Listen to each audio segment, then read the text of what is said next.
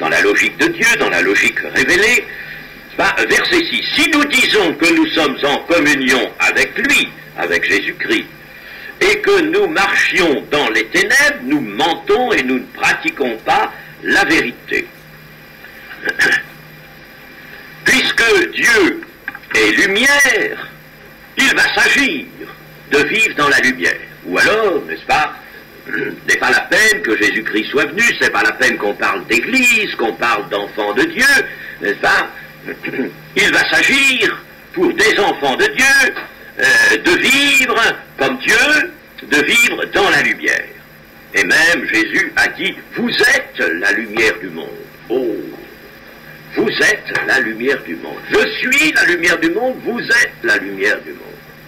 Vous voyez, n'est-ce pas, comme là, n'est-ce pas, il apparaît bien que la vie chrétienne, eh bien, la vie d'un enfant de Dieu, c'est de vivre la vie de Dieu par les ressources que Jésus-Christ nous apporte, ressources de grâce, ressources de pardon, n'est-ce pas? Nous avons en lui toutes les ressources qui viennent, n'est-ce pas, écarter les impossibilités de l'homme. Il y a chez nous des impossibilités. Bon, eh bien ces impossibilités, Jésus est là avec sa rédemption, son sang, n'est-ce pas, son intercession pour écarter ces impossibilités. Mais alors, n'est-ce pas, il faut qu'un résultat se présente, une vie chez l'enfant de Dieu qui soit la vie de Christ ou la vie de Dieu. Tout membre d'Église doit être en communion avec Jésus-Christ.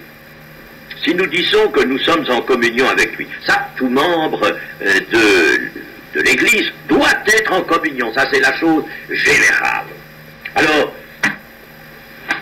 rien qu'avec ça, n'est-ce pas, nous pourrions dire à bien des gens qui nous parlent de vie chrétienne ou qui nous parlent d'église, qui nous convient à être avec eux, n'est-ce pas, etc.,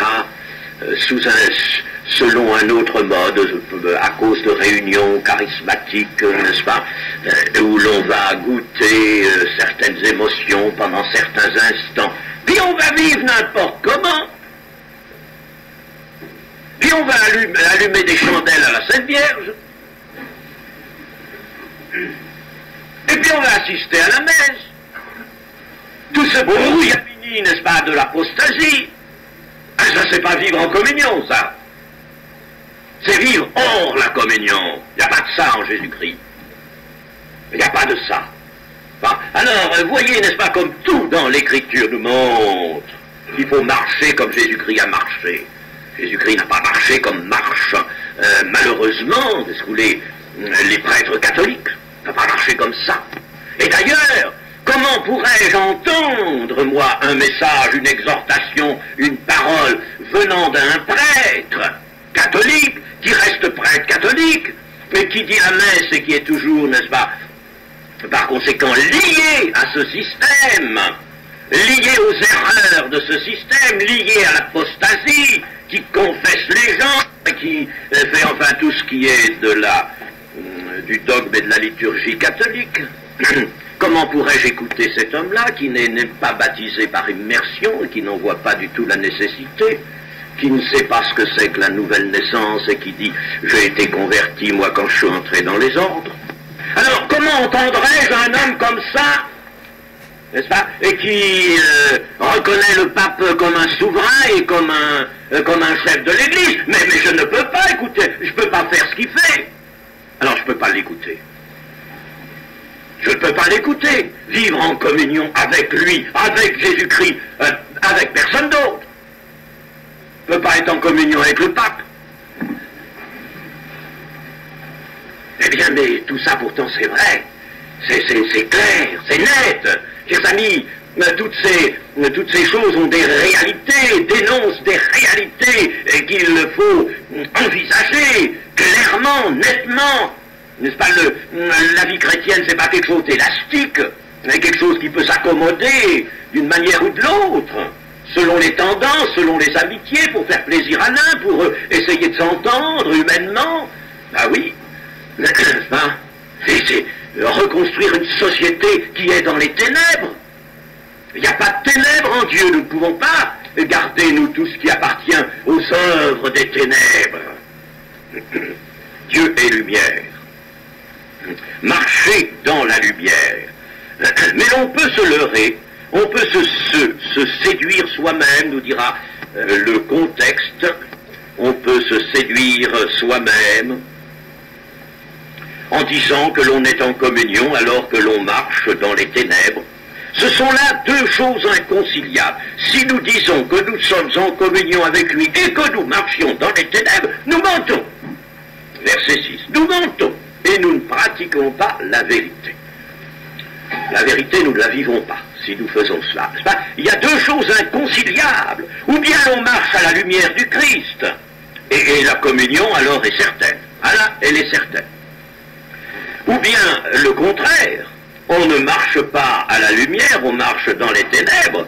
Et alors, affirmer à ce moment-là, affirmer que l'on est dans la communion, affirmer la communion, c'est mentir. Et pour affirmer la communion, il suffit d'affirmer sa position chrétienne simplement, n'est-ce pas, faire œuvre de chrétien, n'est-ce pas, se montrer chrétien, appartenir à une assemblée, puis montrer, dire, prétendre que l'on est bien dans la vie chrétienne, eh bien c'est mentir. Voilà ce que nous dit le texte. Nous faussons, dans un pareil cas, nous faussons la réalité, ou nous affirmons une réalité qui n'est pas. Qui n'est pas. Alors, ça, vous savez, affirmer des réalités qui n'est pas, ça, si vous voulez, n'est-ce pas, en avoir, un champ très étendu de cette manière de faire, vous n'avez qu'à aller dans le catholicisme. Ça, pour affirmer des réalités qui n'ont aucune existence, des fausses réalités, ça, vous en avez tant que vous voulez, n'est-ce pas? On fait un tas de gestes, un tas de choses, on dit un tas de choses, ça ne correspond à rien du tout. Rien. Voilà déjà le résultat de l'apostasie, ça ne correspond à rien.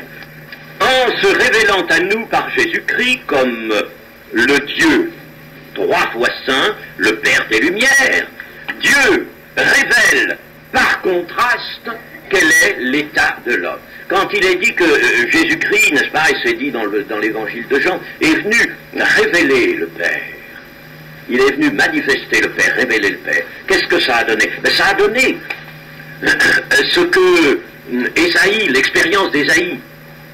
Un jour, le prophète Ésaïe, au début de son ministère, qui a été très long, une 60aine d'années au moins, eh bien, Ésaïe, n'est-ce pas, a une vision et il voit Dieu. Il voit la sainteté de Dieu. Il est effrayé. C'est terrible, la sainteté de Dieu. C'est terrible.